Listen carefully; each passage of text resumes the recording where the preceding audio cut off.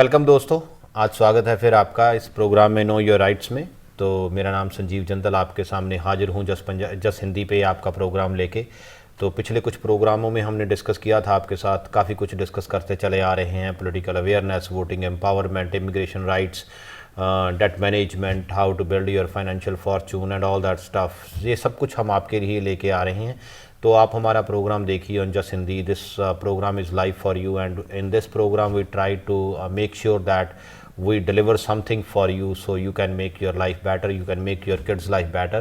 And in this country that we are living here, our parents came in this country, or sometimes we as a first generation came in this country, and we really need to aware of our rights, and we really need to aware that how we can make our fortune in this country, or how we can make a fortune for our kids.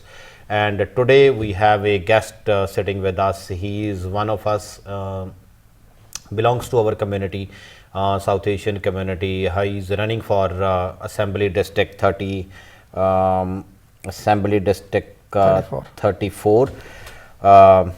He used to be work with the New York City community liaison, work with the New York City Council member Costa, and he is a former United States Army person, and he is also working as a current member of the United States Army, founder of South Asian American Voter Association, and he has a lot of qualifications.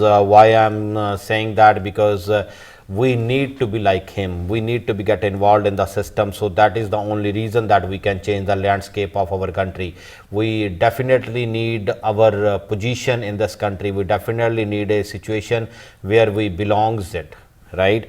And he is also a elected former president of LaGuardia Community College. Around 50,000 students he is representing. He is elected treasurer of the Queens County Young Democratic Club also. He has so much designations. Let's welcome Mr. Joy Choudhury in our show. Welcome, Mr. Joy. Today we are going to discuss a lot of stuff that he is running for District 34 Assembly in Jackson Heights area. We all know, if we are belongs to the South Asian community, we definitely know that where is Jackson Heights is and how that Jackson Heights area look like. There is so many Desi people, so big market of our community, and whenever we celebrate Diwali or any other functions, first and foremost that happy Diwali to everyone the recently passed. But with this program we invite Mr. Joy Choudhury. Let's discuss how he decided that he is going to be run for the assembly. Sometimes it's a very easy decision, sometimes it's a very tough decisions to make, that let me start representing my community, or let me come up as a public servant for my community. Let's ask him this question, that how he come on this conclusion, or how he decided, or how he reach on that one, that how you decided to run for the office. Okay. First of all, happy Diwali. Namaskar. I'm also from Hindu faith. I also celebrate Diwali. So happy Diwali to all. And thank you, Sanjeev ji, for giving me opportunity, having me here. Like many of you, I am also an immigrant.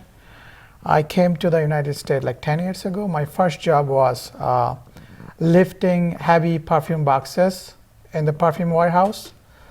And second job is driving taxi. And after that I started school. Like he said, I got involved with politics, student politics and democratic politics. So in this 10 year of journey, I have seen that our community, immigrant community, often are underestimated, underrepresented in the government, every level of the government actually. And I decided to join the military to make sure that I serve this country, and I can claim that my community is not a liability to this country. My community is working hard in every level to make this country better. And I also wanted to make sure I'm running because I want to make sure there's somebody like you representing you and fighting for you in the state level. that's why I decided, and I think I'm proud of the community I'm from as a South Asian American.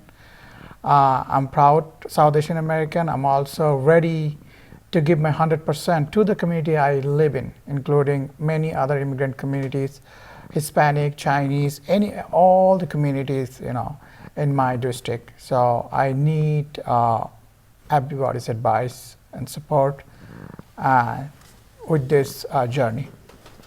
Okay, can you please also let our audience know that the district of the demography is, where it starts, where it ends, how you finalize this district.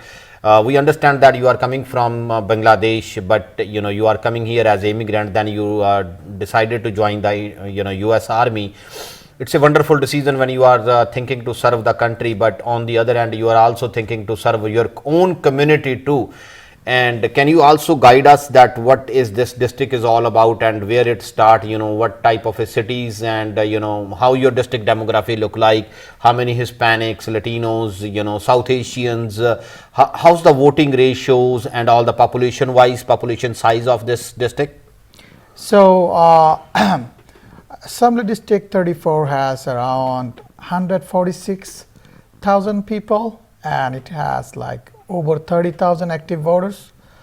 30% of the districts is South Asian, over 50% is Latino, and another 20%, close to 20%, 15 to 20% is white and other race people live in the district. So, and most of the people are working class.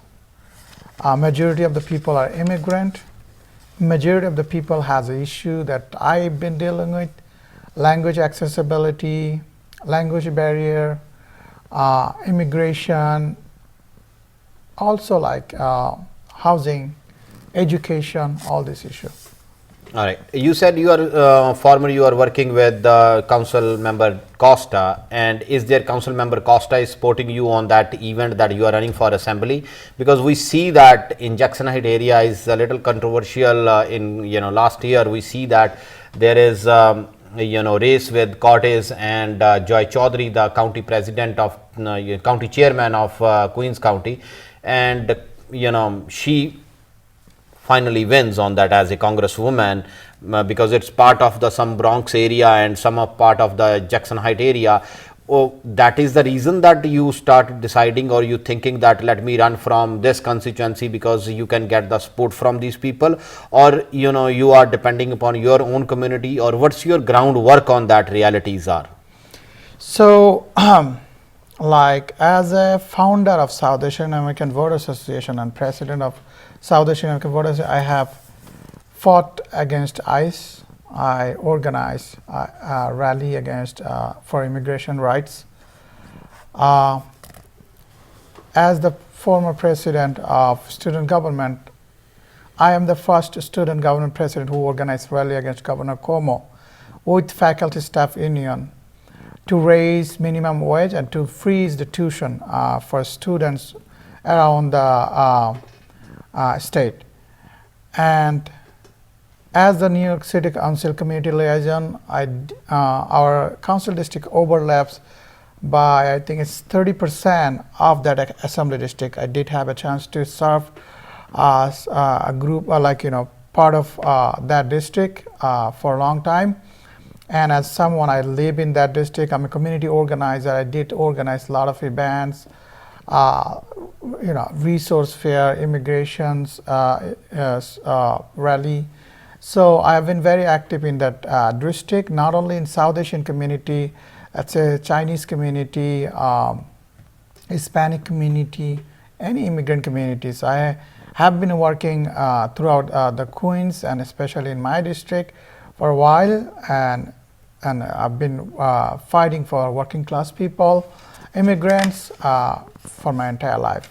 So. And as we say that you are a founder of South Asian American Voter Associations, And there is this is the first time ever in New York State that they open it up the early voting stations, that you can go early before the election day. You have 10 days window that you can go and poll your votes, and this is the first time ever in the history that it is coming up. And what do you think, that it is good thing that state decided to do that, or how you look these early voting issues comes up, how you look into that one? It's good or bad, or what is your perspective on that one? From my opinion, it's a good thing that we can use our flexible time to go to vote. I think it's going to turn out the voters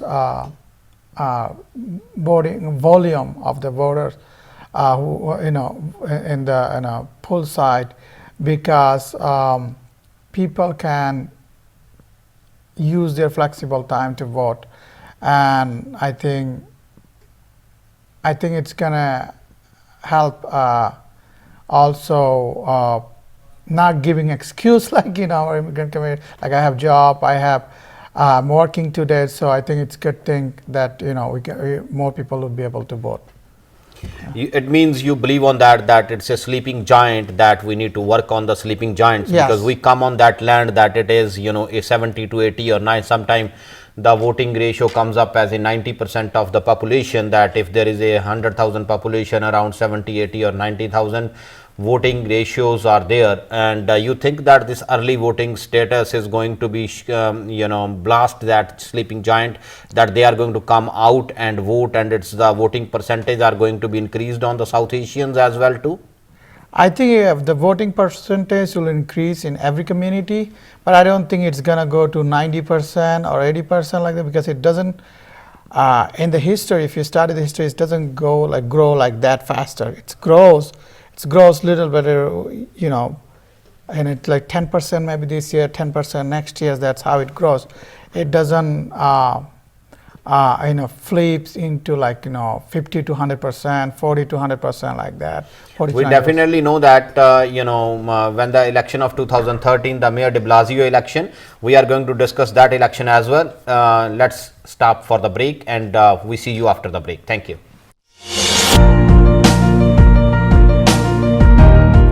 दोस्तों, स्वागत है आपका break के बाद।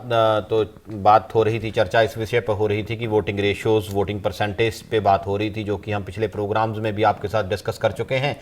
तो अभी जो बात हम चर्चा कर रहे थे वोटिंग परसेंटेज की, 2013 में mayor de Blasio's elections time, before the Mayor de Blasio election in 2013, the voting percentage is 8%, and after that election happens, the voting percentage comes up as 13%.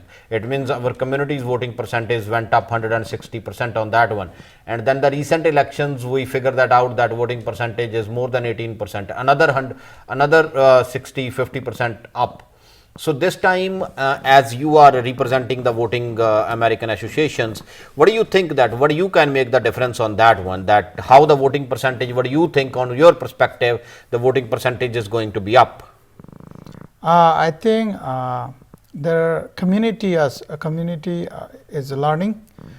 South Asian community is also growing, and also organization like South Asian American Voters Association. There are a lot of organizations who are doing a good job in terms of registering people to vote, creating awareness in the community, and pushing them to vote. So also one other thing is we have now candidate from our community running. Like before, it was like, oh, we don't have our representation, we have no voice. People just use our community. They just take money, vote, and they just show up right before the election. So now it's changing, that we are coming up, we are running, and I think it's. Let me ask you one more question, Sure. right? And if there is so many temples already there, and there is another temple put it by us, right? What that temple is going to make the difference? If you want to serve the community, we are already serving the community. Like now you decided to run as an assemblyman. What you are going to make the difference, rather than, Mr. Michael as an assemblyman, he did not do that job properly, that you are coming up on the market, and now you said, I am going to fix that stuff. Where you are going to create the difference on that? I think one of the reason I'm running because there's no one in the state assembly who has same story like me, who can bring message from immigrant community who is personally an immigrant. My family, I am the only person from my family who lives in the United States, who serves in the army, who is about to finish his bachelor degree. I don't think anybody in the Albany has this story. I don't think anybody in the Albany has this experience.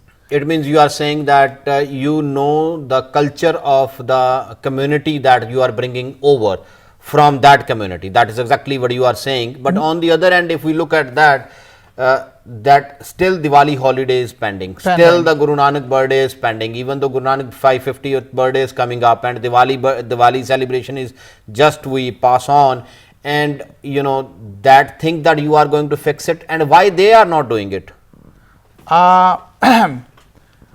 One of the reasons we don't have voice strong. We have voice, like we have assembly member sponsoring that bill at the state level, but I think we don't. Our voice is strong. We don't have strong enough voice in the Albany. And second thing is our community are not too much focusing on. We are talking about it in one level, but we're not talking about it in the grassroots level. Like, not everybody is talking about it. What do you think that what should be the process of doing it?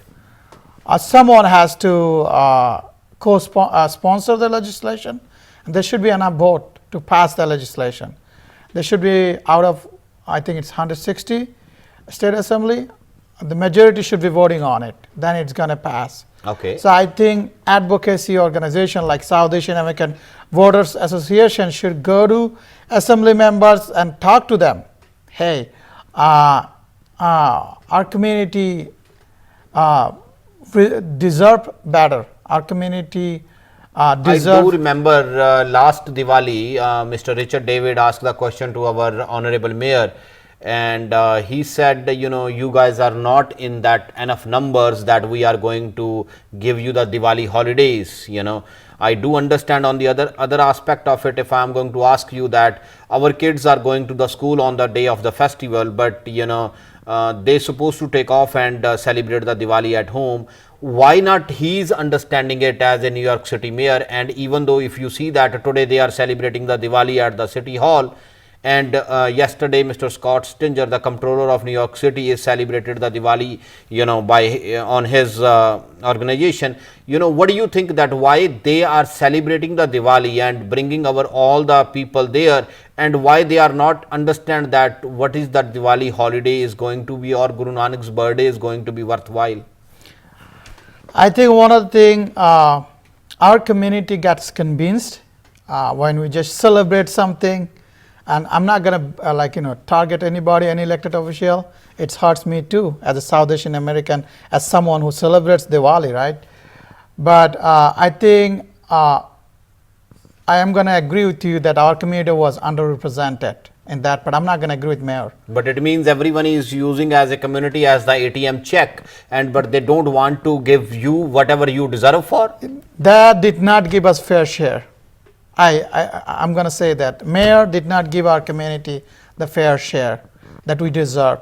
Our community, I think our South Asian community and people like us who celebrates Diwali, asked him, requested multiple times. I don't know why. I don't know why it was, and he mentioned multiple times that there's not enough room to create another holiday in the city. From the city level. So that's what he thought, he said multiple times. But I don't think as someone who celebrates, I don't think I will not, I don't think I was respected enough as a Hindu, someone from Hindu faith to celebrate, you know, recognize enough to celebrate this holiday like everybody else. It's great that other faiths celebrate, eat, other holidays, but why not us? Why not us? Why can't this community celebrate, have a holiday, you know, in this around the city? Do you think? Do you saying that, you know, why they give them the Eid holiday, why not they are giving the Diwali? Or No, I'm saying it's great to have other religions celebrating, but I also want to, I as someone who celebrates, also want to see that we also have opportunity to celebrate. So one of the things I did in the city council, I advocated one of the legislation called prayer equity, which includes suspending parking meter during the house of worship while they celebrates. So when the legislation passed in the city hall, our temple, our mosque, our synagogue can, I think they have already, Sunday they have already free parking, can go to the priest and, hey, we need free parking around this few blocks, we need free parking, we need you to suspend parking meter. So I have done that. I worked with Councilman Costa to introduce this legislation in the past, but I think if I become an assembly member, I will fight for my community. And did you ever tried working with that Costa that you can, council member Costa can put up the bill for the holidays, or did you ever? Yes, he's a co-sponsor for the Diwali holiday legislation in the New York City Council. Oh, it means you did that work on that end also. I will give him credit. Okay. Because I'm from this and community. If you get elected, suppose tomorrow you are a assemblyman of the New York State, and what you are going to make the difference that somebody else did not do that? I will have a bigger conversation. I will contact my colleagues in the state assembly to make sure, to see how they can support, to make sure they support this legislation, to make sure that we pass this legislation on the state level. Okay, what do you think about the child education? That is one part of it. Holiday is one part of it. Child education, that schools education, public school education system. What do you think that where state is not doing their job properly, or New York City is not doing their job properly? How you think that, how we can fix that stuff? I think in general public school are underfunded. And also there are certain neighborhood, the budget is not allocated, is not allocated equally to all neighborhoods. A certain neighborhood, school gets poor funding, and certain other neighborhood, the school gets higher funding. Like? I do not want to finger at anything, but I think let's say the African American communities, minority communities get more likely to get less funding in the public school system. So I think I will as a former student advocate, I am gonna fight for students' education for all my life, and I am gonna enforce all the legislation that supports public school systems, education, and I'm gonna fight or either introduce, or vote or co-sponsor the current existing legislation that have not passed in the assembly. I'm going to support and fight for those bills, and if I have to introduce another legislation, I will do that. In New York City, we see that there is a councilman is the one who is getting the funding and distributing the fundings according to their school districts, the different type of environment where their funding are going to be. How the public is going to be participating on that level, that going to the councilman, or what is the right way of doing it for our public, that if you are going to demonstrate that how the public can get aware and how they can get participation, that how the budget has to be allocated in which way? Okay, so when I was in the city council, I actually invited people from your community, Suhak Mehta. I invited people, Flora Parekh. I invited people from our South Asian community and I trained them. We had a presentation in my office to make sure our community understand that city grant, it's our tax money, and we need to access equally to our community, South Asian communities. And not only that, we organized a resource fair where we had translation on Hindi, Bengali, Nepali, Chinese, Hispanic, and we had people from the city, New York City Finance Department, coming and explaining how you can apply for city funding. And if anybody needs help, I'm here to give some advice. Anybody from our Indian community or South Asian community need help, I still have the knowledge of applying for city grants. I can still help. I can still navigate them to the representative and citywide representative to access the city funding. Thank you, Mr. Joy Chaudhary. Today we learn about a lot of stuff, and now and onwards we are going to bring every time there is something new for you, so you are able to learn that how our system, our communities and our rights are going to be grow, so we can get empower you. Thank you so very much. Thank you. Thank you.